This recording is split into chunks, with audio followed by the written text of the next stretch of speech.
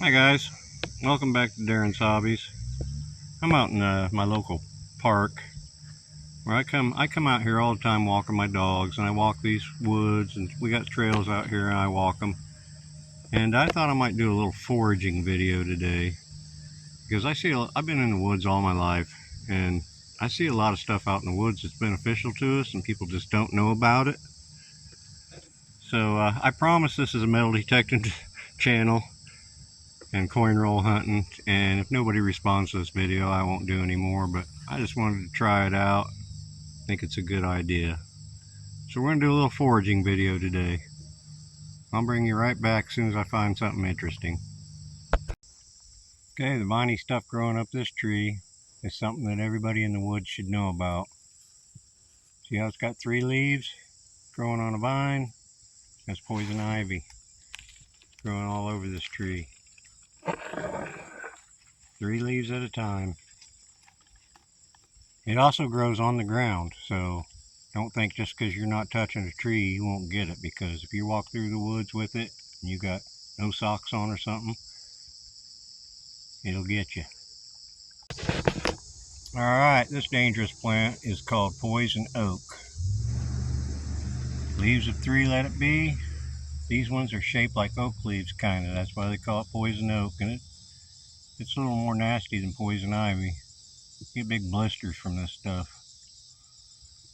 Alright, typically growing up sides of trees. Sometimes it's on the ground. Okay, I just found a fine specimen of Japanese shiso here. They put this in sushi. It's good in salads. Grows wild. Grows everywhere. Very big part of Asian diets. Get out of the way, dog. Anyway, yeah, that's shiso. Alright. Here's a big 2-pronger. It's an immature plant, so we're going to leave that one. You don't want to dig these immature ones because you kill out the ginseng and you'll never find any more out here. Alright. Alright, this is called jewelweed or spotted touch-me-not. It's got little flowers on it about this time of year. They come off real easy, that's why they call them touch-me-nots. If you just touch those flowers, they'll come off. But you can use this for relief of poison ivy, stinging nettles, any kind of insect bites. You can make a little salve out of it. Good stuff. Growing wild.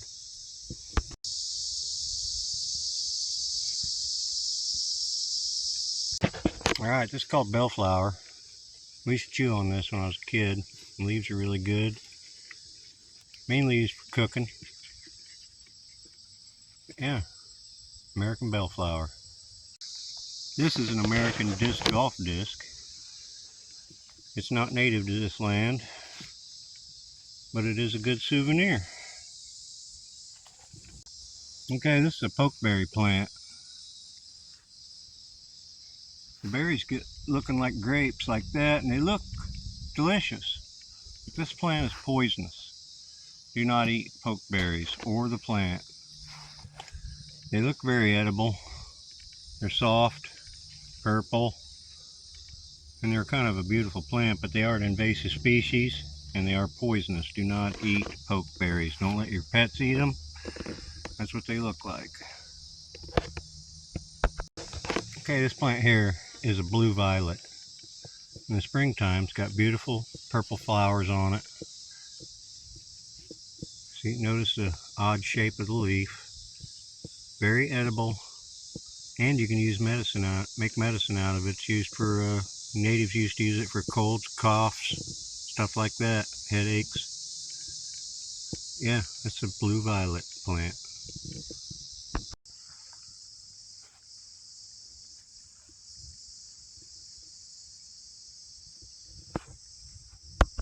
Okay, this plant's called black-eyed Susan.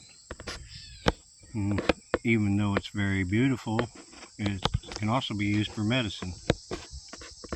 It's used for arthritis and inflammation. You can make salve out of it. You just don't want to eat the seeds. The seeds are toxic. So black-eyed Susan.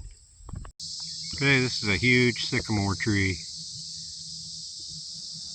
See the white, skinless limbs? Barkless limbs, I should say. That's a sycamore tree. It's a softwood that grows around creeks and rivers. It likes the bottom ground. In Illinois, it's where we find mushrooms, around these sycamore trees and elm trees. That there's a whopper. Okay, this is a catalpa tree, and they have the most beautiful leaves. Look how big them are. They're not hard to spot in the Midwest. Look, that's my hand on a leaf. Those are huge. Now the catalpa tree, they get a very specific worm on them called the catalpa worm. It's green and yellowish worm, big larva that turns into a giant moth. We're talking sometimes 4 or 5 inches across, called a catalpa moth. Those worms, I remember when I was a kid, there was a catalpa tree in the town that we lived in, and me and my friends would always ride our bikes over to them and pick those worms off and go fishing. They're great fishing bait. I don't see any worms on these trees, but they're most generally on there all summer. But yeah, what a beautiful plant. Look how big them leaves are. Bigger than my head. Hard to believe. Alright. Okay, this plant here, very viney. That's hops. For like making beer. It's very edible, and people have been making medicine out of it since time began. It's an anti-inflammatory. It's not only just good for beer.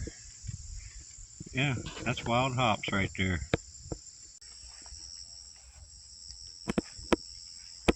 More black-eyed Susan.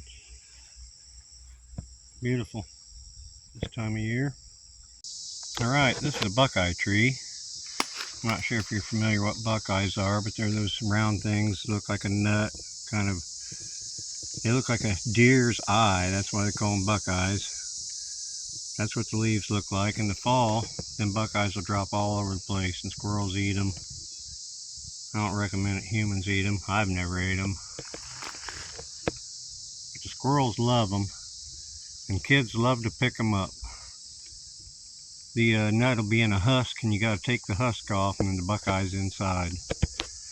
But yeah, that's what the leaves look like on a buckeye tree. They're pretty big, bigger than my hand. Alright. What a buckeye looks like in the husk. See, these are buckeye trees, just like the leaves I showed you before. And these are the buckeyes.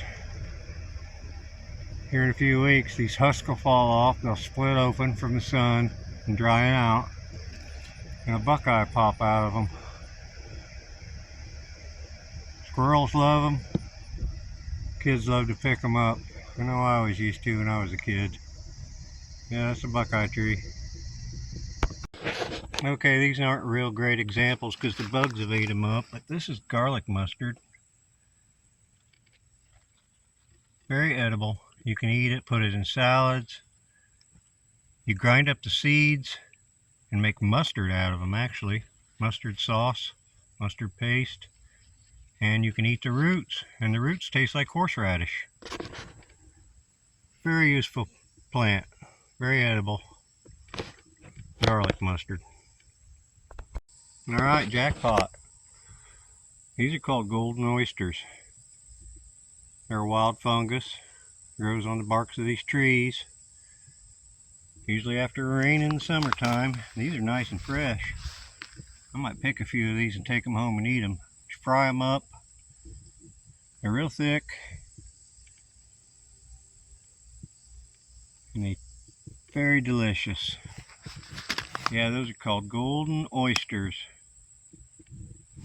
Man, a bunch of them on this tree.